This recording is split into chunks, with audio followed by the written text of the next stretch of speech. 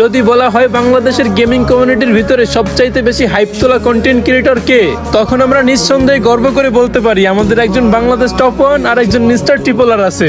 তাদেরকে বাংলাদেশের মানুষ এত এত ভালোবাসে যে তারা যেখানে যাবে সেখানেই তাদের লাখ লাখ ফ্যান ফলোয়ার্স গিয়ে হাইপ তুলে ফেলবে।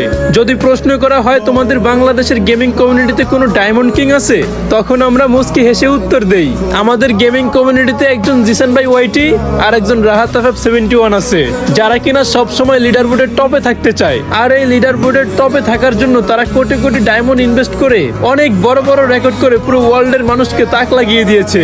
যখন কাউকে দেখে যে ঠাট্টা করে বলতেছে বাংলাদেশ সার্ভারে কোনো স্নাইপার কিং নাই, তখন তাদের মুখের উপর পাল্টা জবাব দিয়ে বলি আমাদের বাংলাদেশ সার্ভারে একজন ইটস কাব্য আর একজন কুরুল গেমিং আছে, যাদের চোখ ধাঁধানো স্নাইপিং করা দেখলে মনে হয় যেন বিটুকের গেম প্লে দেখতেছি।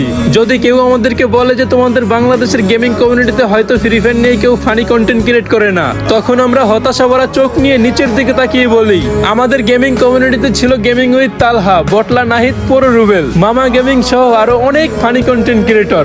একটা সময় ওনাদের ভিডিও না দেখলে পেটের ভাত হজম হতো না, আর আজ বহুদিন হয়ে গেল তারা কোনো ভিডিও আপলোড দেয় না, আর আমরাও একটু মন খুলে হাসতে পারি না। আর হ্যাঁ, তোমাদের পছন্দের ইউটিউবার কে কমেন্টে বলতে হইল না। তবে হ্যাঁ, কম দামে দ্রুত ডায়মন্ড টপ আপ করার জন্য কিন্তু প্লে স্টোরে থাকা বট টপ আপই সেরা।